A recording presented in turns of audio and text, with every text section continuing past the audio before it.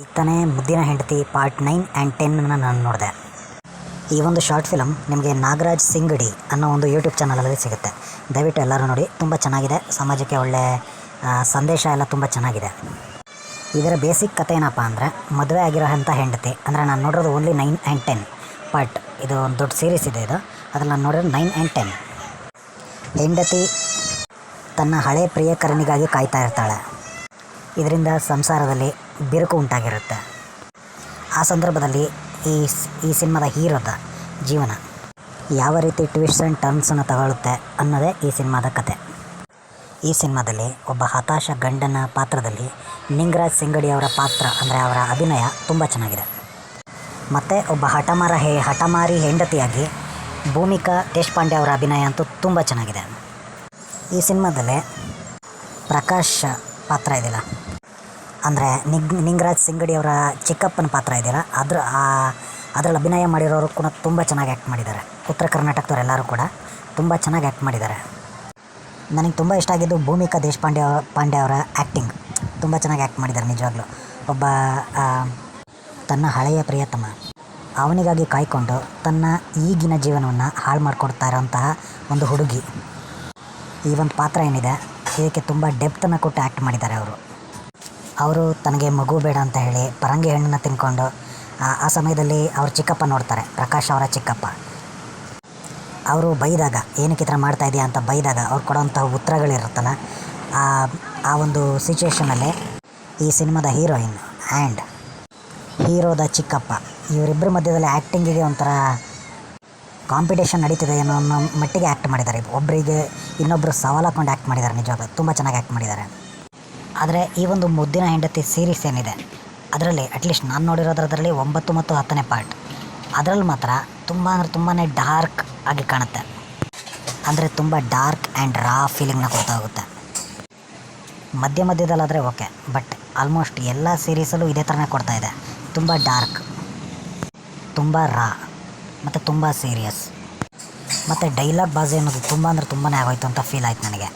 ಅದು ಎಮೋಷ್ನಲ್ ಡೈಲಾಗ್ಸ್ಗಳಿದೆಯಲ್ಲ, ಅವುಗಳು ಸಾಧಾರಣವಾಗಿ ಒಂದು ಹಂತ ಮೀರಿತು ಅಂದರೆ ತುಂಬ ಬೇಸರ ಆಗುತ್ತೆ.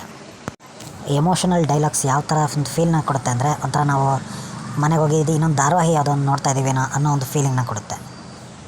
ಈ ಸಿನಿಮಾದ ನೆಗೆಟಿವ್ ಏನಪ್ಪ ಅಂದರೆ, ತುಂಬ ಅಂದರೆ ತುಂಬಾ ಡೈಲಾಗ್ಸ್ಗಳು, ತುಂಬ ಅಂದರೆ ತುಂಬಾ ರಾ ಮತ್ತು ಡಾರ್ಕ್ ಕಾಮಿಡಿ ಅಲ್ಲ, ಡಾರ್ಕ್ ಫೀಲಿಂಗ್. ಅಂದರೆ ತುಂಬ ಸೀರಿಯಸ್ ಆಗೋಗುತ್ತೆ. ಯಾಕಂದರೆ ಶಾರ್ಟ್ ಫಿಲಮ್ಸ್ಗಳಲ್ಲಿ ಹೆಚ್ಚಿನ ಜನ, ಇನ್ಕ್ಲೂಡಿಂಗ್ ನಾನು, ಎಲ್ಲರೂ ಕೂಡ ಎಕ್ಸ್ಪೆಕ್ಟ್ ಮಾಡೋದೇನಪ್ಪ ಅಂದರೆ ಒಂಥರ liveliness, fresh out of the box thinking. So ಇದರ ಡೈರೆಕ್ಟರ್ ಆಗಿರೋಂತಹ ನಿಂಗರಾಜ್ ಸಿಂಗಡಿ ಅವರಿಗೆ ನಾನು ಹೇಳೋದೇನಪ್ಪ ಅಂದರೆ, ನೀವು ದಯವಿಟ್ಟು ಗರುಡಗಮನ ವೃಷಭ ವಾಹನ ಸಿನಿಮಾನ ನೋಡಿ ಒಂದು ಸಲ. ಆ ಸಿನಿಮಾದಲ್ಲೂ ಕೂಡ ತುಂಬ ಡಾರ್ಕ್ ಆಗಿದೆ. ಆ ಸಿನಿಮಾನೂ ತುಂಬ ಡಾರ್ಕ್ ಆಗಿದೆ, ತುಂಬ ರಾ ಆಗಿದೆ. ಏನು ಕಾಮಿಡಿ ಇಲ್ಲ, ಅವೆಲ್ಲ ಏನೇನೂ ಇಲ್ಲ, ಕಾಮಿಡಿ ಅಂತವೆಲ್ಲ. ಆದರೆ ಆ ಸಿನಿಮಾದಲ್ಲಿ ಏನು ಮಾಡಿದ್ದಾರೆ ಅಂದರೆ, ಒಂದು ಟೆಕ್ನಿಕ್ನ ಯೂಸ್ ಮಾಡಿದ್ದಾರೆ. ಅದು ತುಂಬ ಜನ ಅಬ್ಸರ್ವ್ ಮಾಡಿರಬಹುದು.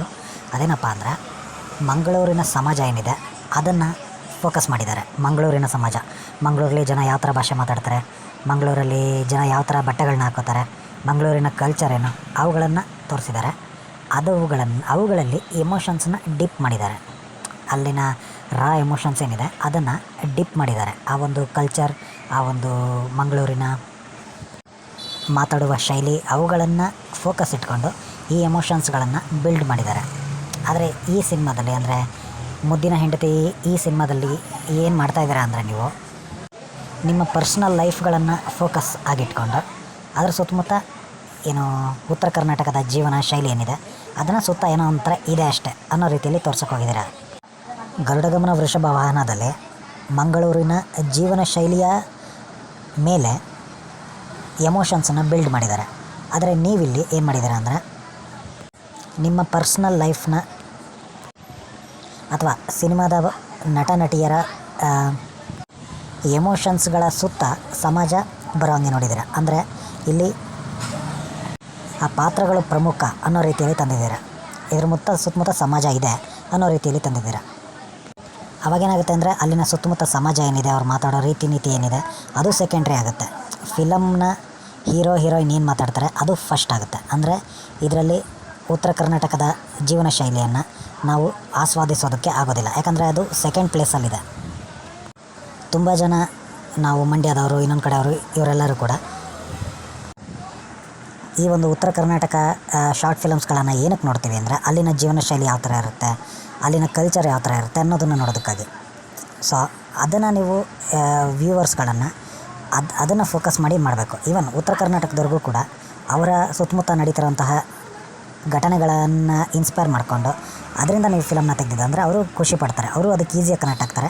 ನಮಗೂ ಕೂಡ ಹೊರಗಡೆ ಅವರಿಗೆ ಅಂದರೆ ಉತ್ತರ ಕರ್ನಾಟಕ ಭಾಗದವ್ರು ಅಲ್ದಲ್ಲಿರೋರಿಗೆ ಅಲ್ಲಿನ ಕಲ್ಚರ್ ಅವುಗಳನ್ನು ನೋಡೋದಕ್ಕೆ ನಮಗೂ ಕೂಡ ಒಂದು ಖುಷಿ ಇರುತ್ತೆ.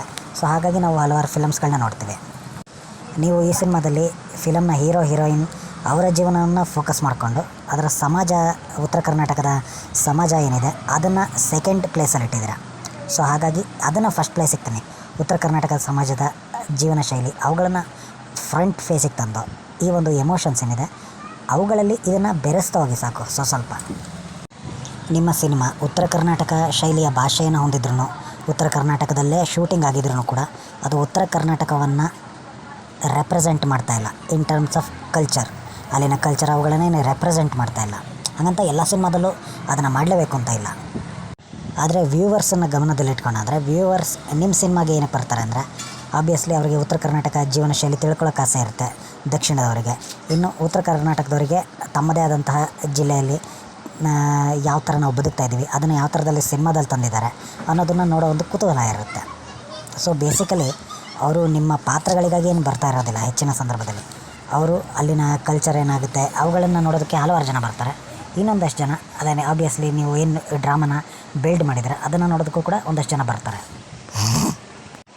ಆದರೆ ಈ ಸಿನಿಮಾದಲ್ಲಿ ಒಂದೇನು ಅಂದರೆ ಎಮೋಷನ್ಸ್ ಅನ್ನೋದು ತುಂಬ ಡಾರ್ಕ್ ಆಗೋಯಿತು. ಅದನ್ನು ಸ್ವಲ್ಪ ಕಮ್ಮಿ ಮಾಡಿ ಸ್ವಲ್ಪ ಫನ್ ಕೂಡ ಇರಲಿ, ಆಯಿತಾ. ಫ್ರೆಶ್ ಐಡಿಯಾಸ್ಗಳಿರಲಿ, ಫ್ರೆಶ್ ಡೈಲಾಗ್ಸ್ಗಳಿರಲಿ, ತಮಾಷೆ ಇರಲಿ.